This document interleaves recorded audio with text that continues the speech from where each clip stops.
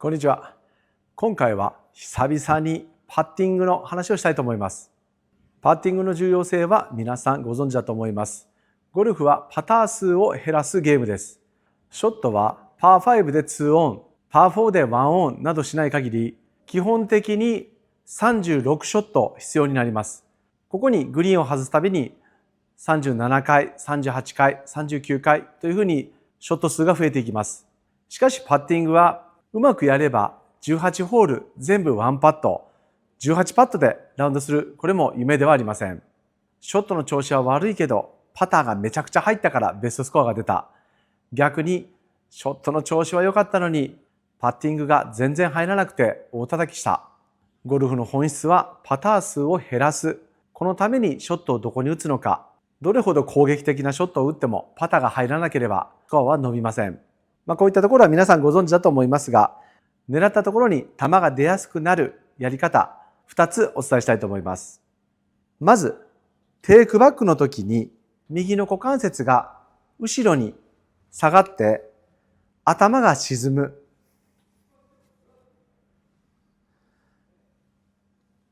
こうなっている方、とても多いです。これはなぜかというと、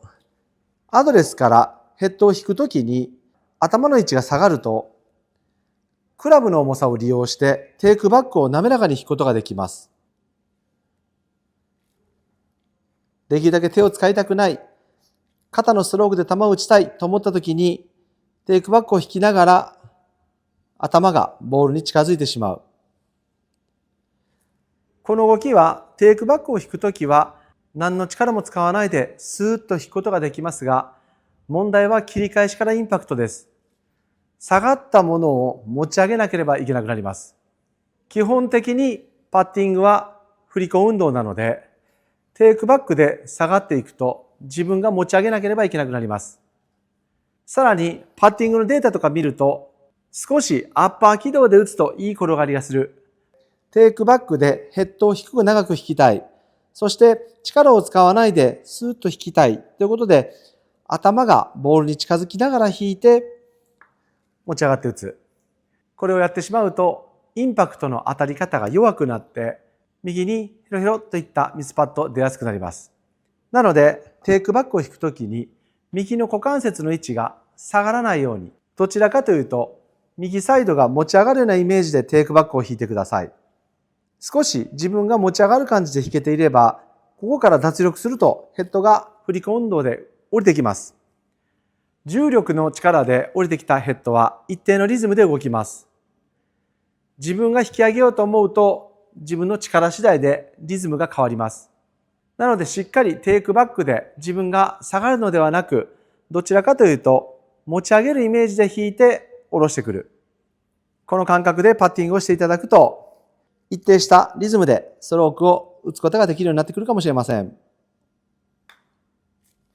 そして次に意識していただきたいポイントは、インパクトからフォローにかけて、頭の位置がかかと側に移動する。引いて、下がりながら打つ。これもあるあるです。なぜこれが起こるのかというと、先ほどのテイクバックで自分が下がると力を使わないで済むと、これと同じ理由で、ダウンスイングで自分が後ろに下がりながら振ると、ヘッドが力を使わなくてもスーッと降りてきます。案外自然にやりやすいということで、意識していないと引いた後にダウンスイングでお尻、頭が球から離れる、後ろ側に移動しながら打ってしまう。後ろから映像で撮影していただいて、お尻や頭の位置が極端に下がりながら打っている方は、これも注意する必要があります。この修正方法は、アドレスをしたときに足の裏のどのあたりに力がかかっているのか、重心がかかっているのか、これは土踏まずの位置がいいと思いますが、この前後の体重が打ち抜くまで変わらない。インパクトに向かってかかと体重になっていないか、ヘッドの動きに集中するのではなく、自分の重心の位置がどこにあるのかを意識してストロークします。今回のテイクバックで右の股関節がお尻に移動しながら頭が下がる。そしてダウンスイングで体全体がかかと側に移動する。この2つのポイント、体幹に力を入れないで自然に打つとそう振った方がヘッドの動きがシンプルになる。ヘッドの動きがやりやすい。ヘッドの動きが滑らかに感じるので、無意識に知らない間に起こってしまいがちです。しかし、極端な頭の上下動、前後の移動、打つたびにどこに当たるのか不安定になります。そして、このぐらいの強さで打とうと思ったエネルギーの伝わり方が変わってくるので、自分の中では安定して打ったつもりが1メーターショートする。次打つとなぜか1メーターオーバーする。というふうに距離感も不安定になってきて、パターの自信がなくなってくる原因になります。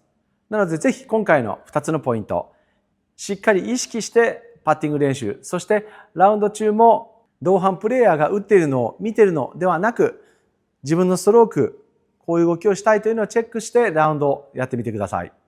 パッティングの距離感が合わない方やショートパットに不安な方、もしかすると大きな効果があるかもしれません。そしてここからちょっと雑談ですが、来週横浜カントリーでベイカレント US ツアーが始まります。ここに指導している小西プロが出場できることが決まりました。これは東海クラシックが終了した時点で賞金ランキング9位以内であれば出場できるという厳しい条件なのですが、しっかりとそのランキング内に入ることができて、初めてのアメリカのツアーに出場することができる。これは僕にとってはとても感慨深くて、小西が教えてくださいって言ってきた3年前4年前はシードもありませんでした。自分の実力で賞金でアメリカのツアーまで出れるようになってきた。とても嬉しいことです。本人はまだまだやらなければいけないことがたくさんあって、実力はまだまだ達していないですが、プロゴルファーになった限りはマスターズに出たいという夢を持ってしっかりやっています。これからももっともっと活躍して頑張ってもらえるように、しっかり僕も指導していきたいと思います。よければ小西貴則応援よろしくお願いします。そして僕のオンラインサロンで動画レッスンやっています。さらに愛知県でプライベートレッスン申し込んでいただければ僕が直接指導もしています。どちらも概要欄にリンクあるので、名古屋まで来れる方はプライベートレッスンを、名古屋までちょっと来れないなって方はオンラインサロンからご自身のスイングを撮影して何か上達のヒントを掴んでください。最後までご視聴ありがとうございました。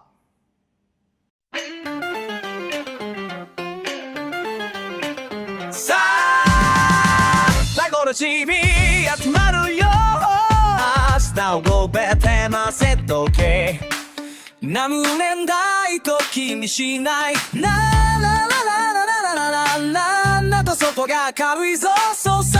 この子は人生出すこまい。何それららら奇跡の一名はまだ来ない。さあさあ最後のチビ集まるよ。届け棒した飛びした速乾ララララララララララトイザンダルで処置しない損さ僕は人生出すこまんやつえラララ奇跡を生きたらまだ来ないサントルチに走るなサクセスのしびれのせ